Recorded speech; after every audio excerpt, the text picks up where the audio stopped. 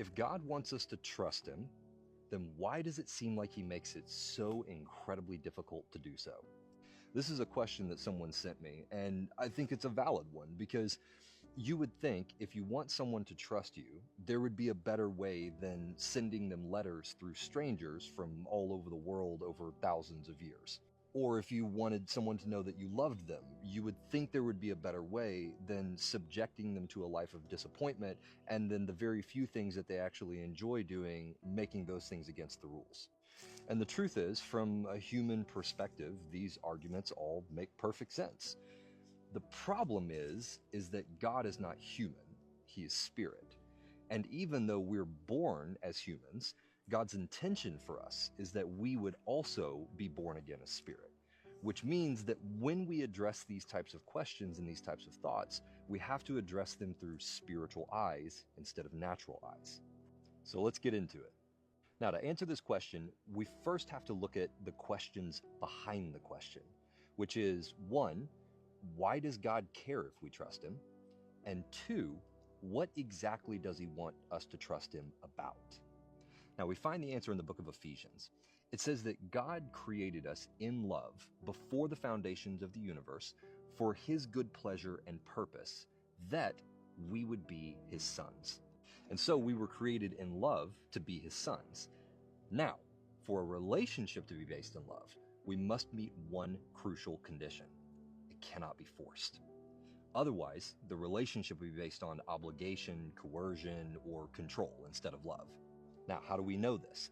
Because we can see this demonstrated in other relationships in creation.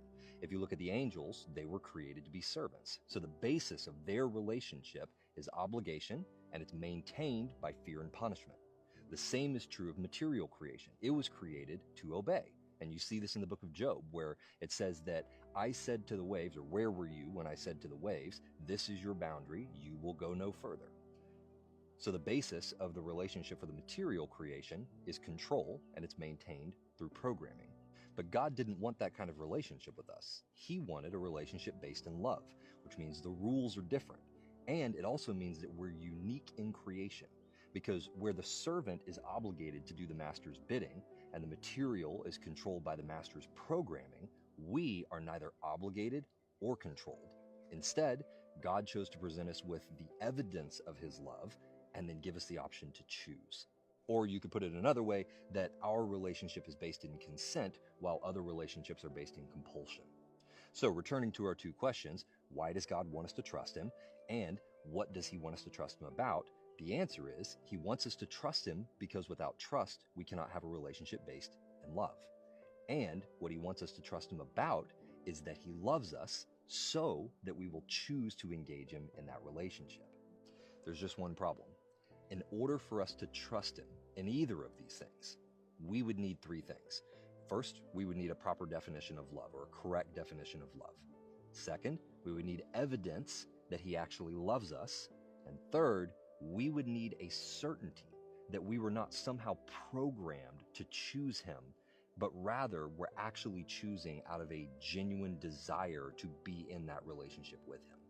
And that's where we start to see the dilemma. I mean, how does God teach us what love is without appearing to have a bias, since his whole reason for teaching us what love is so that we'll love him?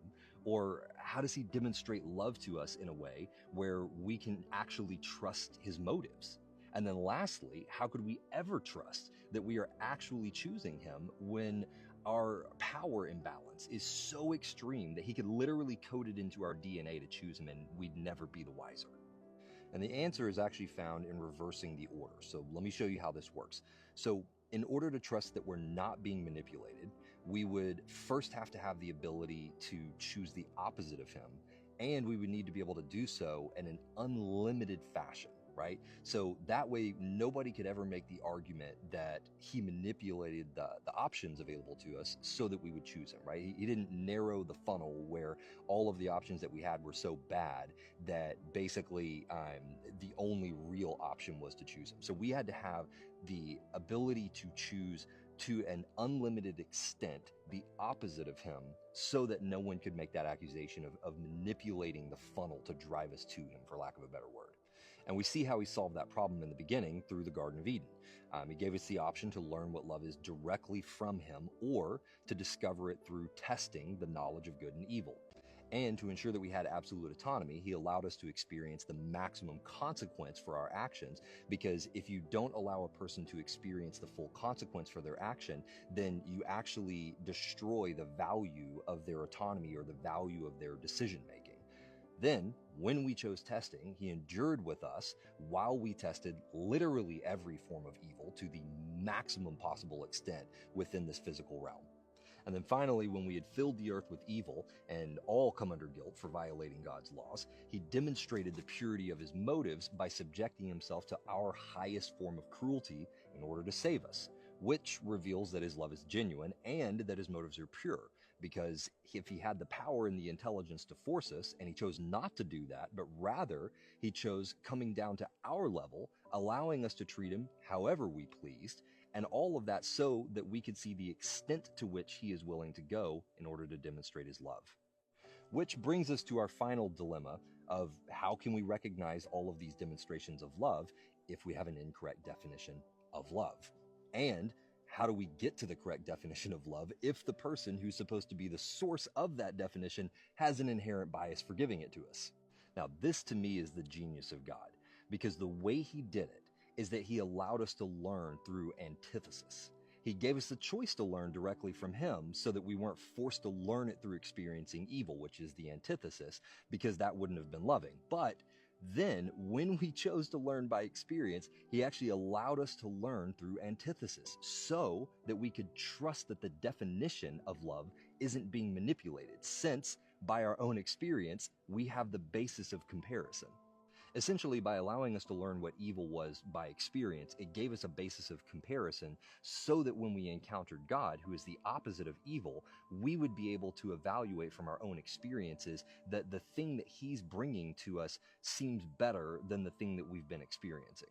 Because without that experience, we would then just have to trust that whatever it is that he's telling us is good or loving is actually good and loving. And that's exactly the problem that Eve ran into in the garden. When Satan said God is lying to you, he's actually doing evil towards you by withholding. She didn't really have an answer because she had no experiential basis by which to compare. And this is where things get really crazy, because that means that all of the things that we would commonly point to as obstacles for trusting God, all the personal traumas that we experience, all the disappointments that we experience, the natural friction of living in this natural realm, all of these things are actually the very things that give us the basis of comparison to recognize his love without having to question whether the definition was manipulated.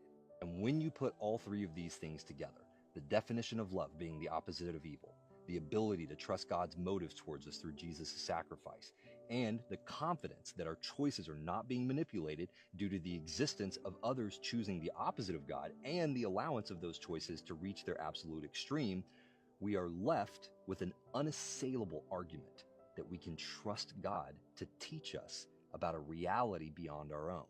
That we can trust him when he tells us to do things that seem contrary to our natural experiences, like not worrying about what you're going to eat or what you're going to drink or what you're going to wear, but rather seeking first the kingdom instead and trusting that he's going to give those things to us.